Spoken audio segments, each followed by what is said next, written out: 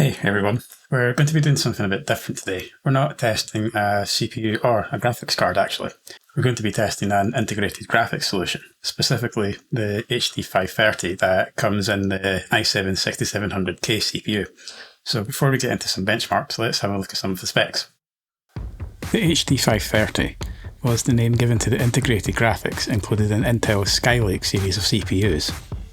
Featuring 192 shading units, 24 texture mapping units, and 3 raster operations pipelines, it ran with a base speed of 350 MHz, boosting up to between 950 and 1150 MHz under load, depending on which CPU it was in. The i5-6600, 6600K, i7-6700, and the CPU we're using today, the 6700K, all came with the version which boosts up to 1150 MHz under load.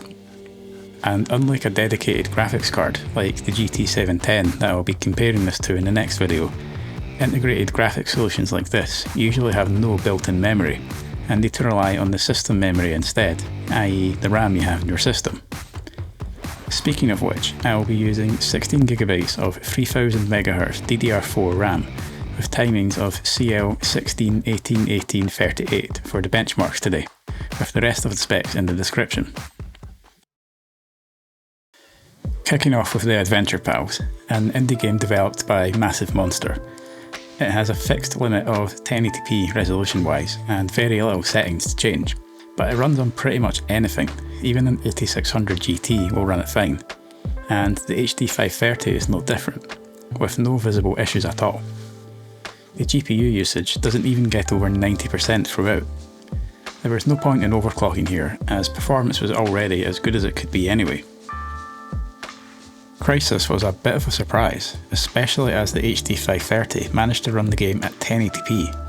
I'm using the lowest settings but with textures on very high. I also had to cap the frame rate to 60 using RivaTuner that comes with the MSI Afterburner software, as running at higher than 60 FPS, while possible, introduced a lot of stuttering. That aside, the game runs great. There is some very minor, near unnoticeable stuttering at times, with occasions where it does get a bit worse, and there are a few hitches from time to time as well, but overall the game runs quite smoothly. Overclock wise, the 530 could only manage another 100 MHz over stock, so 1250 MHz, but despite the small increase, performance noticeably improves, with very little stuttering being visible and no hitches at all anymore. 2016's Doom can't quite run as well as Crysis did. I used 1080p with the lowest settings and the Vulkan API too, but had to turn the resolution scale down to 50%, so effectively it was running at a resolution of 960 by 540. And with that, there was some noticeable micro stutter throughout, and moments where FPS could dip to the high 20s in the most intense scenes. However, it wasn't bad enough to make the game unenjoyable or unplayable in any way. There was also a weird thing with the edges of the screen, which I'm not sure will come across well once YouTube has compressed the video, in which there was a kind of rainbow static kind of thing going on. When using 1080p without the resolution scale, there wasn't this issue at all. It got significantly more noticeable near the start of the second mission, which hopefully I've managed to fit into the video about here. This didn't last for long though, and didn't interfere with gameplay at all. The overclock manages to noticeably reduce the stuttering, almost to the point of only really being noticeable if you're actually looking for it for the most part. Like stock, camera movement when starting the first mission is where the stuttering is most noticeable. Otherwise, there are only a few minor, near unnoticeable hitches too. The micro stutter does get a bit worse in parts, specifically the most intense scenes where FPS can dip to the low 30s. GTA 5 runs remarkably well too. I'm using the lowest settings with very high textures at 1080p, but with frame scaling in the advanced options section set to 0.834, so effectively 1600 by 900 for the resolution. And with these settings, performance is more than playable. The game actually runs quite smooth. The only issues you might face are when it starts to rain at night time, as I found that even with the overclock, performance becomes noticeably stuttery and FPS dips as low as the mid-20s when it happens. It is a noticeable dip in performance, but it doesn't make it impossible to play in those circumstances, mind you.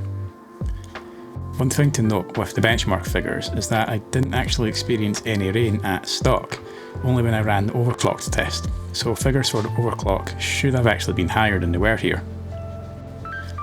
Rocket League has its problems, but remains quite playable. I used 720p with the performance render detail preset, but with high quality textures and FXAA set to low to deal with the worst of the jagged edges on textures. There was minor micro stuttering throughout at points, however it's only really noticeable if you're actually paying attention and looking for it, or when you're turning the camera around. I have the camera locked onto the ball whenever I play, so it's not something that I would ever actually notice, but even then it's not exactly terrible. Things do improve with the overclock, which sees quite a surprising boost in average frame rate as well, considering that it is only a 100 MHz increase, or 9.5% over stock. Camera movement is noticeably smoother too, and is the only place where you'll likely see any micro stutter now, as performance elsewhere has improved noticeably as well. Overall, I'm actually quite impressed with just how well the HD 530 did. It technically supports DirectX 12, although I wouldn't try to run something like Cyberpunk or any big name game released recently. But less intense titles, indie games, or just any game from around the same kind of time of the games I ran today, have a good chance of running to a playable level. I was disappointed that I couldn't get more of an overclock out of it, as I purposely didn't look up what other people had managed, and my only other reference for overclocking Intel's integrated graphics was the i5-2500K that I used to use, which I had managed to run at over 1800 MHz. But overall, I was excited to test something that wasn't a processor or dedicated graphics card for once. So to finish off the video today, I'd like to thank Patreon supporters Shadow in the Void, Matt Sterak and Jimmy the Bantam for helping to make all of this possible.